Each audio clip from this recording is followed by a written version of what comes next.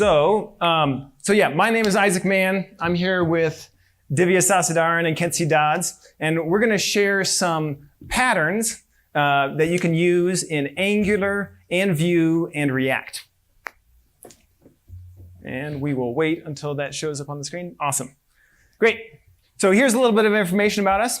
I'm actually really excited. I have Egghead.io under my name, but that just happened today. So I just have a course that just got released today. But what you really need to know, yes, thank you. What you really need to know is that I love Angular, and Divya loves Vue, and Kent loves React. And we don't hate each other. So, but sometimes you see these arguments between people about how framework A is better than framework B. And I just kind of get tired of those arguments. Because usually what happens is one person feels bad, and maybe somebody feels good, but everybody gets angry, and nobody gets better at their job. So what I love is when you can tell me what you're doing with the tools that you have. Then I can understand that maybe the way you're using your tools, I can do the same thing with what I'm using. So a while ago, I watched a video that Kent did about render props, and I said, that's a really cool idea. I wonder if I can do the same thing in Angular. And so that's where this talk came from. So first, I want to tell you a little story. So one day, my manager came to me and he said, I've got this use case. I need you to write a component that will handle this screw for me. So I said, okay, no problem. I can do this. I made my screwdriver component. Works great. He was happy. Until actually the next day he came back to me and he said, I've got a new use case. It's a little different screw. I know your component wasn't built for this, but can you make it work? And I said, well, okay, all right. Yeah, I guess I can do that. And I made this.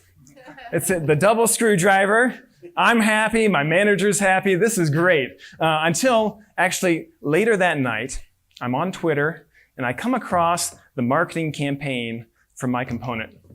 Wait a second. I never did this. My component can't do all those things. I'm calling my manager. I'm saying we can't do this. And he said, no, we can't back off now. This tweet has gone viral. It's the first ever screwdriver component that's gone viral. And so I gotta take a deep breath. I need to calm down. Luckily, last week they added Ninja to my job title. So I pull out my Ninja skills and I make this. My Ninja Star screwdriver. Now this is perfect. Everyone is happy. That's right. So this is a little bit over the top. You're a little bit smarter than me. You've probably figured out there's something that I'm missing about this component, right? What's missing? It needs a hammer, right? It needs a hammer.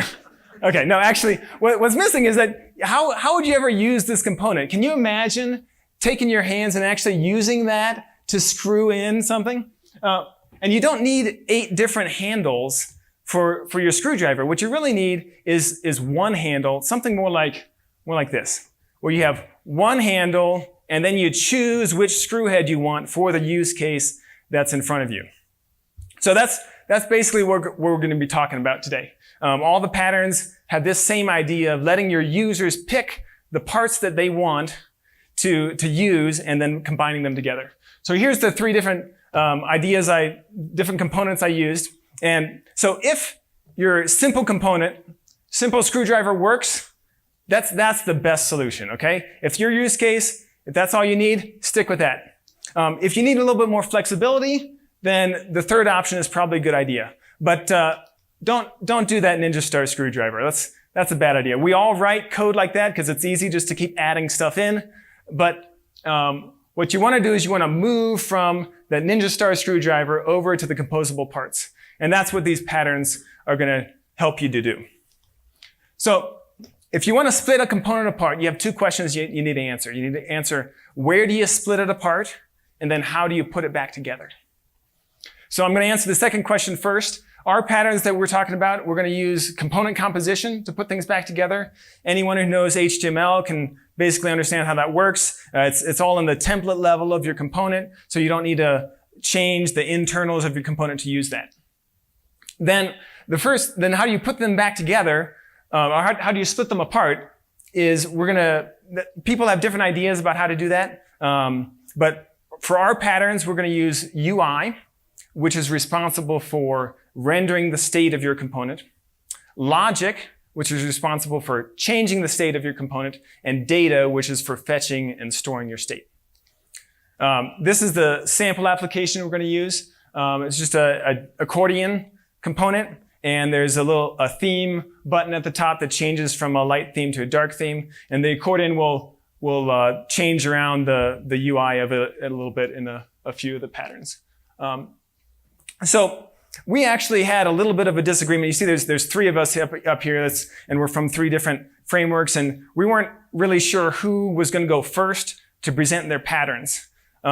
So whether it was going to be me with Angular or Kent with React or Divya with Vue. So we played a good old-fashioned game of rock, paper, GitHub stars. And Divya won.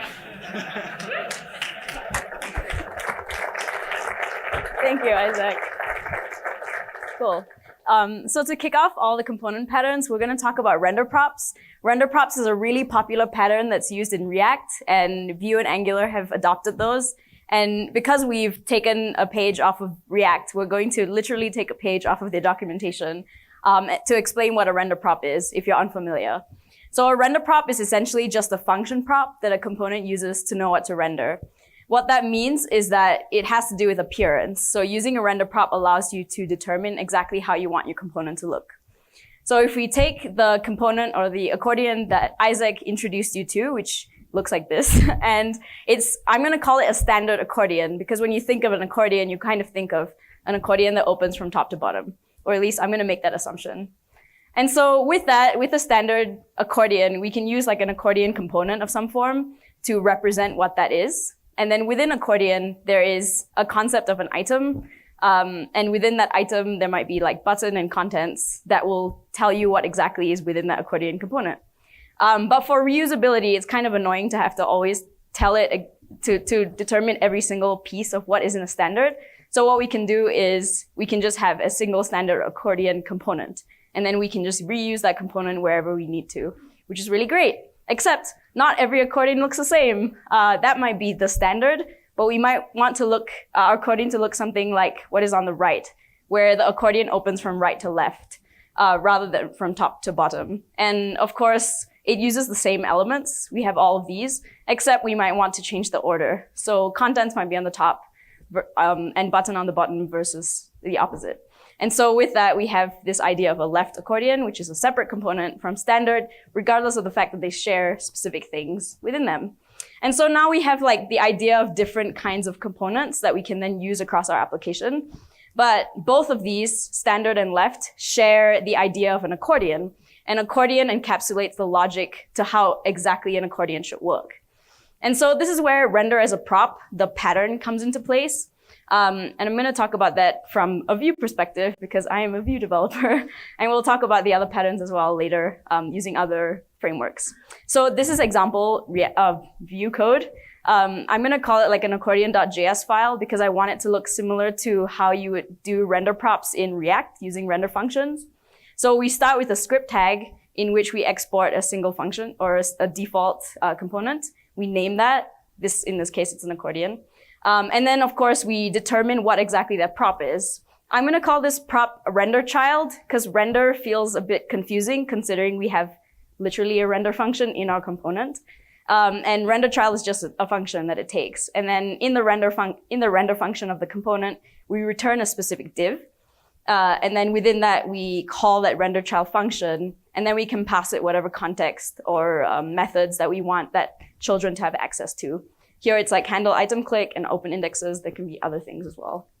And then standard is like the parent element of what will use accordion. And so like you do the same thing with what we did earlier to determine the specific component. And then in the render function, you return that accordion element. And then you have that render child function where you can grab the scope. And the scope gives you access to handle item click and whatever context that you pass to the children. And then you can just return all the things. I'm not going to tell you everything because there's a lot of components. You can do whatever you want, basically.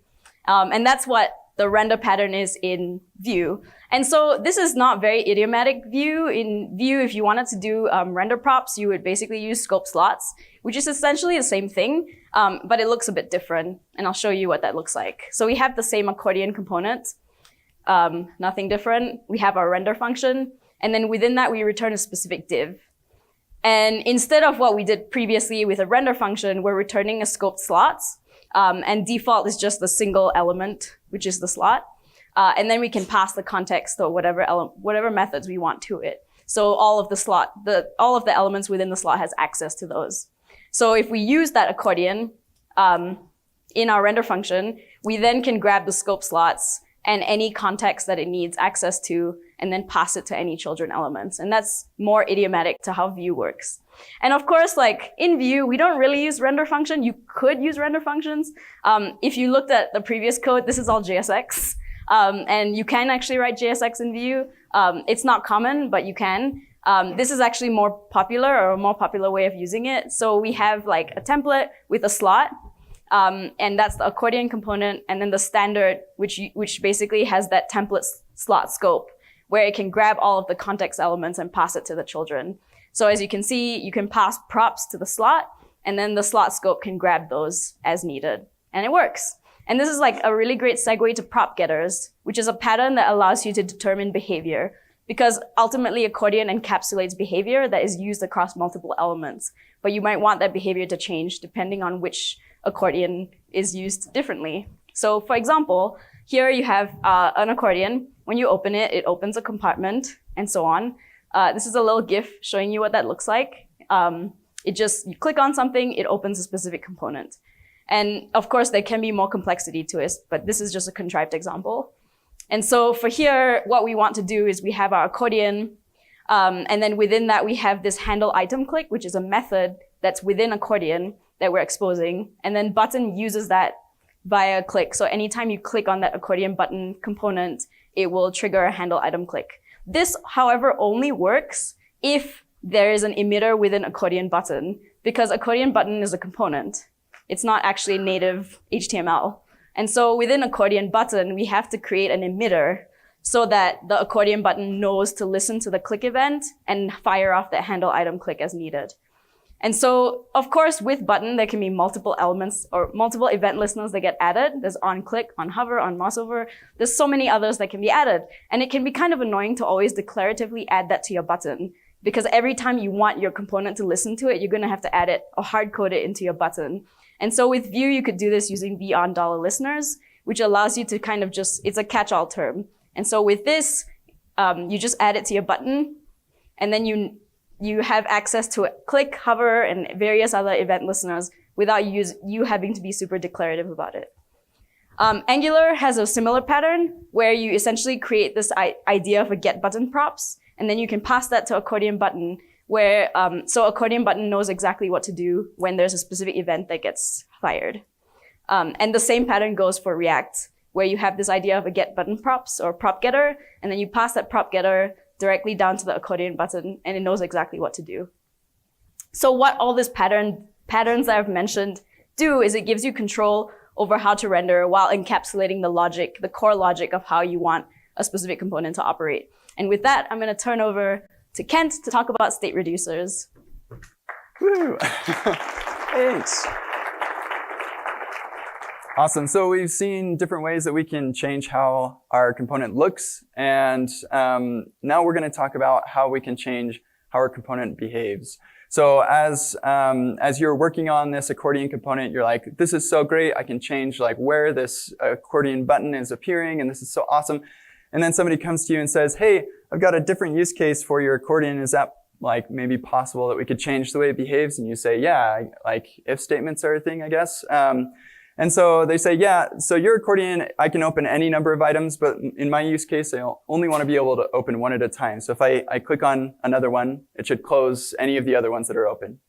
And you say, yeah, okay, I can do that. And somebody else comes to you and says, hey, I also need to change the logic. It's fine if we can open many of them, but I want to make it so you can't close all of them. So you can close all but one. You keep on clicking on it, does nothing. You say, okay, yeah, okay, that's interesting. And then somebody says, well, could we do both? Like, only one at a time, and you can't close the one that's open. And then you say, that looks familiar. That seems to be like another component that I need to build, a tabs UI. So we've got render props, so we can rearrange how things are going. And if we can make our component in such a way that we can customize the behavior, then we can build a tabs UI out of our accordion component, because they're very similar. So cool, let's see how we can give our component this logic flexibility to support these different use cases, these logic use cases that our component needs. And that's using state reducers. So here is what the state reducers pattern looks like in React. It's actually like pretty framework agnostic as far as the way that you use it. So here we just pass a state reducer prop, and that prop is a function. And that function accepts the state and the changes. And the changes has a type property or some mechanism of determining what type of change is happening. So for our single use case where we only want to have one open at a time, we could say if the user is trying to open an accordion, then we need to first make sure that no other accordions are open. And if they are, we need to close those. So we're fine accepting any changes that they're trying to make. The component is trying to make a couple changes based off this user's interaction. And one of those changes is the open indexes, so which indexes are currently open. So it's fine. All the other changes are fine, but the open indexes, if they're trying to open something new, we only want the last open index to be the one that's open. So it closes the rest and keeps that most recent open index in place. So that's the changes open index is slice -1.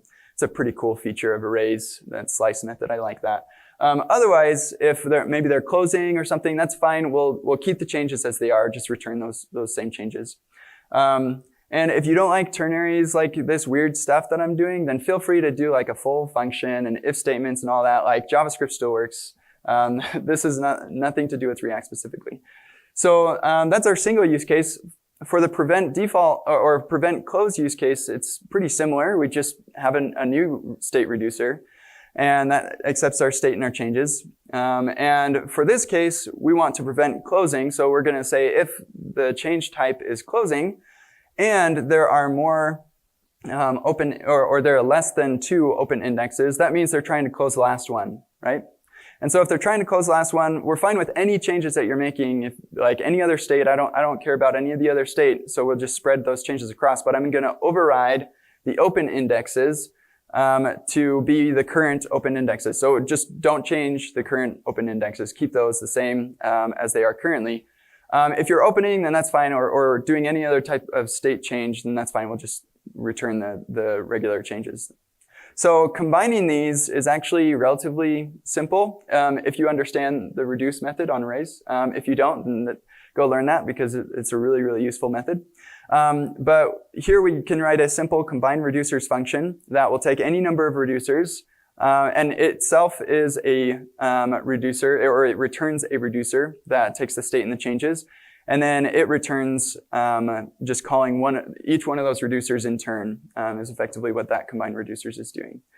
And that is state reducers in React. So let's look at what it is in Vue. We actually don't have a whole lot of difference between Angular, Vue, and React because most of the idea from the user side of things is pretty framework agnostic. It's a couple short functions. And so in Vue, it's mostly a syntax thing. You provide this property to the accordion, and you can pass your reducer, whatever it is. You can combine reducers or just do the one that you need. And then in Angular, it's a similar thing. You just pass this input to the accordion called state reducer. And here we're creating a tab component that combines the single and close reducer and passing that to the accordion, composing these things together to make a really nice API for people who want to have a tabs component. So that is giving us the ability to make any sort of logic changes to this component that we want. And the nice thing about these patterns that we're talking about is you, as the creator of this flexible component, don't have to make any changes to your API to support this wide variety of use cases. And as an open source author myself, who has projects that people depend on, I can tell you it's really nice when somebody files an issue and says, can I do this? And I say, yes, you can. Rather than, okay, open a pull request and let's increase the complexity of our API. So having these patterns in place saves me a lot of time and saves our users a lot of bundle size and just makes everybody happier. So that is state reducers. Isaac is going to talk with us about data providers.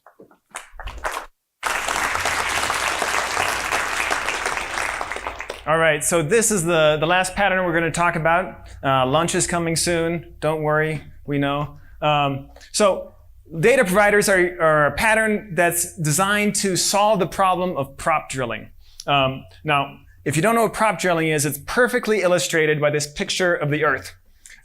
So my stomach is on Eastern time, Ohio time, and I should have eaten lunch 2 hours ago. So I'm going to take a spoon and I want to stick it down in there and scoop out the molten marshmallow goo that's there at the center of the Earth. But the problem is that each layer, component layer, it has to say, yes, I'll take a spoon as an input. And then the next one down says, yes, I'll take a spoon as an input. And then the next one down says, yes, I'll take a spoon as an input. And then I scoop out the marshmallow. And then the bottom component says, yes, I'll let a spoon back out. And then, yes, I'll let a spoon back out. And yes, I'll let a spoon back out. And what you get at the end is a dirty marshmallow glob. And nobody wants to eat that. So what you'd like is something more like this, where you can just walk down the tunnel to the center of the Earth and the friendly talking dinosaurs will just give you a pre-made marshmallow s'more. And you don't have to worry about intermediate components or the laws of physics. Okay? We're programmers. We don't have to care about real world things. So the provider pattern, you have two pieces. You need a provider, which sits at the top of the tree and provides the state all the way down. You have a consumer, which is somewhere down in the nested tree structure and just listens to those state changes. So this is how our demo uses it, that we have a theme provider at the top. That button at the top changes the theme from light to dark. And the accordion buttons are each listening to that theme and updating their class based on that theme. Yep. So in Angular, the typical way you would do this in Angular is to use services and dependency injection to pass them down. And that works just fine. I wrote a little library called NGX Data Provider just for this talk. It's very small, but it just wraps that dependency injection piece and makes it the API feel like the React Context API. So you just give it a key to differentiate it from another provider, give it some data, and then ng content just says all the children of this component will go here.